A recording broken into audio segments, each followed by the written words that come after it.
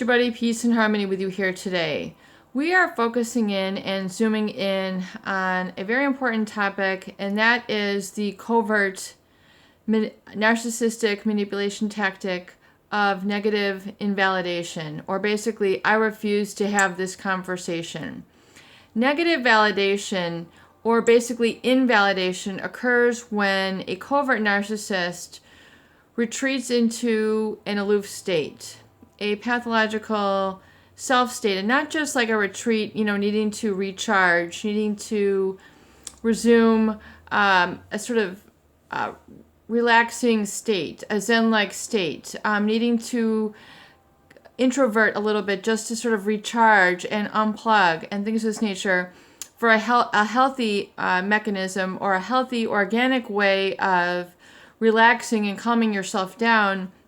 We are talking about a covert narcissist lifestyle and a repeated pattern that occurs that can be harmful and destructive to those individuals who are close to a covert narcissist. And that is the I refuse to have this conversation, or the retreating into the pathological self-centeredness. Every single day, they are not available to discuss things with you. Every single day, they're not available to hear you out. They're not able to hear or open up their heart to you to hear what's important. You feel like there's an obstacle in the bridge. You try to go and connect with them, get their attention, get their viewpoint, have a discussion, and they're just not available. They don't have the time. They don't have the attention. They just are absorbed in their selfish, covert narcissist lifestyle. And this becomes very negative validating, but not in a way that it's insultory, that we see very much at the hands of a pathological individual, which we call a psychopath, where they outwardly criticize, condemn, treat you with scorn and disdain, and give you what I call a negative validation through a lot of the insults, the messages that are meant to make you feel inferior and really emotionally manipulate you through a lot of their emotional dysregulation and their mood lability, the up and down, the pull, the hot and cold, the push and pull sort of dynamics that we see in that as well. And we do see that to some degree in that of the covert narcissist. But what I want to focus in on here today is that which I really am kind of coining then the self-inhibitory mechanism, or really mood, and then that pervasive mood which becomes really an identity that you tend to foster as an adaptation to a covert narcissist in your life. So self-inhibiting personality basically becomes an individual who then suffers low self-esteem. They tend to present with a lot of self-limiting beliefs, a lot of the I can'ts, I'm not, I won't be able to, I don't think I can do that, that's just a dream, that wouldn't happen to me, I'm not that lucky, I don't have what it takes, I don't, I would like to someday, but not for me, I'm shut out of that, I'm excluded from that. So I call this very much a self-limiting or self-inhibitory mindset that tends to then occur around the trauma bond that is created with a covert narcissist. Because they are not available for that conversation, because they are not really there to speak up and advocate for you, or really what it really boils down to is they're not there to protect you when you need protecting. They're not there to advocate for you when you need advocating. They're not there to guide you when you need guiding. They might have that sort of strong and silent persona, very few words, but yet they really don't come out of their selfish cocoon, if you will. They don't come out of their covert narcissist lifestyle, which is oftentimes just fostered on a pathological selfishness and coupled with a lack of empathy. They really don't step to the plate for those who are in a relationship with them. So it creates an incompatibility. And this incompatibility oftentimes it invites people, or it requires them to become more codependent or overly empathetic with this covert narcissist and their selfish needs, but it's really under the guise of a sort of perceived weakness or a lack of ability within this covert narcissist. So as though they feel very aloof, they feel almost they emanate or project a sort of hurt, a sort of meekness, a sort of weakness that those who then develop this empathy become very sensitive to. And then as they become more sensitive to, it's kind of like an open wound. They always want to kind of go and dab it, take care of it, make sure that there's no germs, bandage it up for them.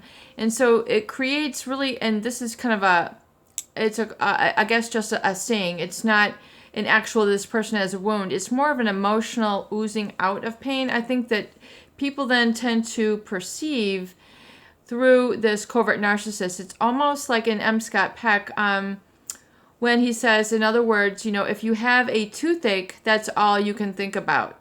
And until you resolve the toothache, that's all you're going to think about. It becomes a priority.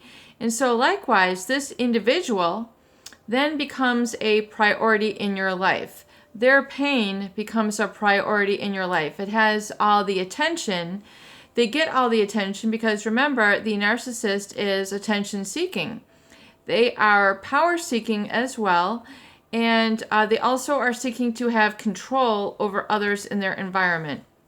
And whether that need is a need to be superior, feel superior, rise above, they have this in their character, perhaps because they're intellectual, they have a specific talent, or it's really oftentimes a narcissistic mindset which they feel, and then, interwoven with these gifts, they tend to feel superior to others. And oftentimes they do attract a very respectful demeanor about them because the way that they carry themselves and this sort of charm, quiet and subtle, strong charm that they tend to emanate from themselves, from their character, from their inner being, from their aura, from their emotional body, if you will, their etheric body, which is the emotional body. And in this, really, I think in the origination of the relationship, you have this respect for them. They could be a figure in your community who is a holy figure, who is a priest, is a priestess, is a professor.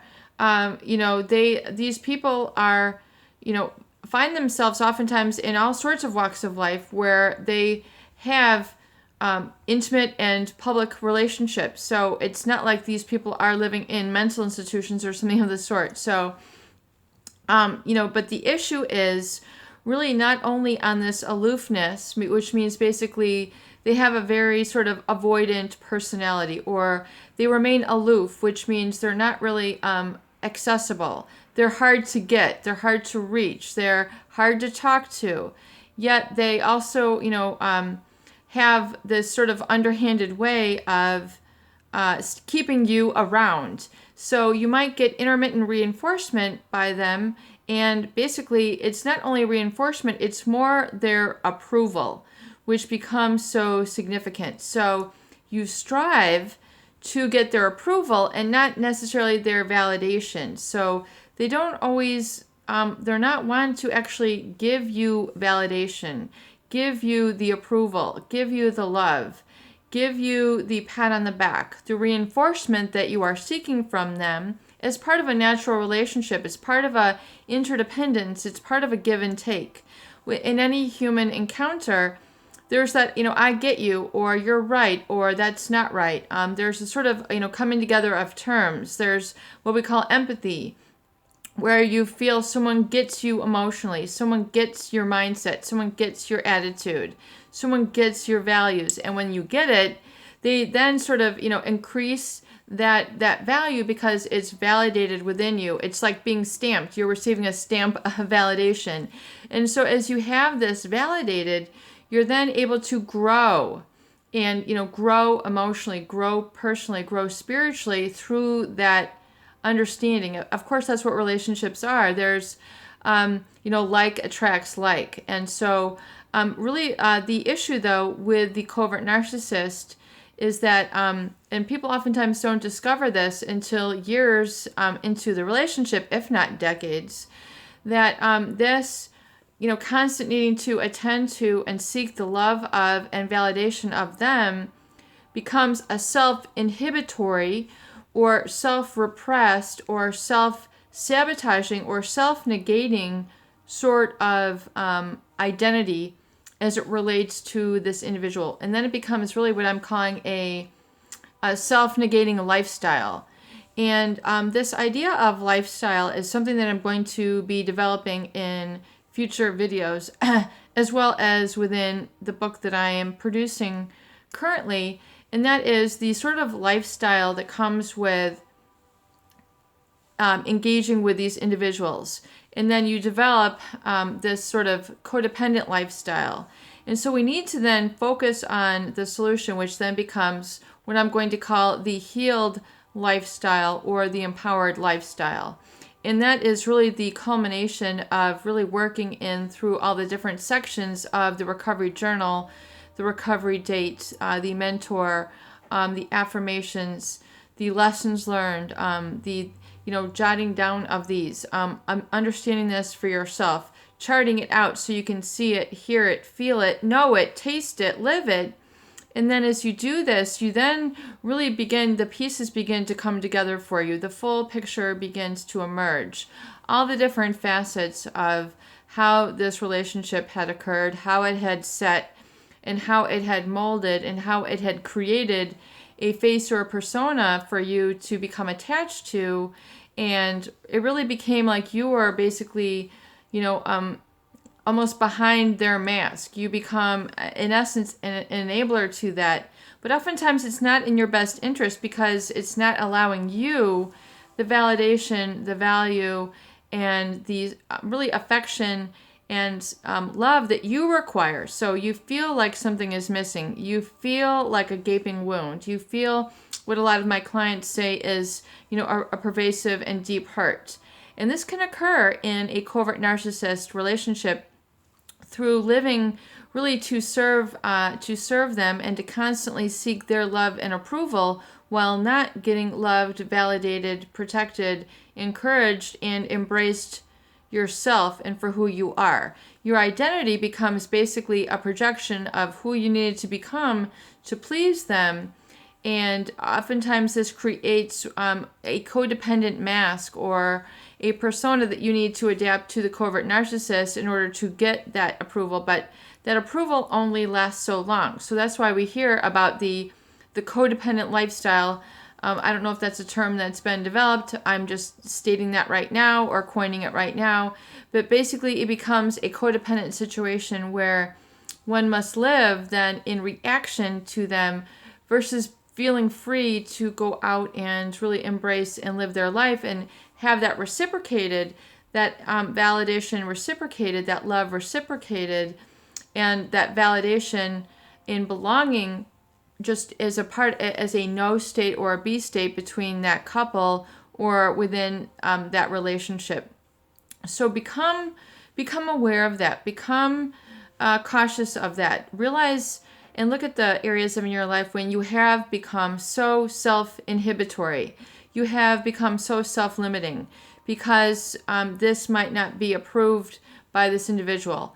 And I know, through a lot of the clients that I work with, there are certain dreams that they've had of being, doing, or becoming, but have been limited, have been shut down by a covert narcissist because they might outshine them or they might outperform them or things of this nature. So they are looking at really ways that they have been inhibited or sabotaged by this covert narcissist, and then that internalized becomes self-sabotaging behavior.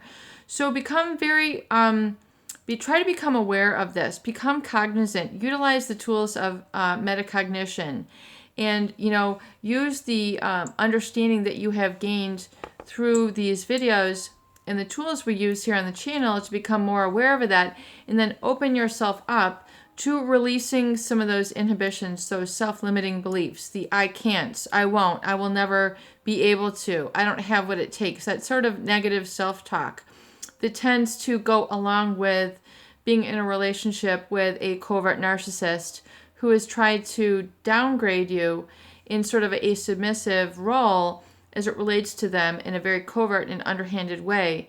Look to then turn that around and alchemize it.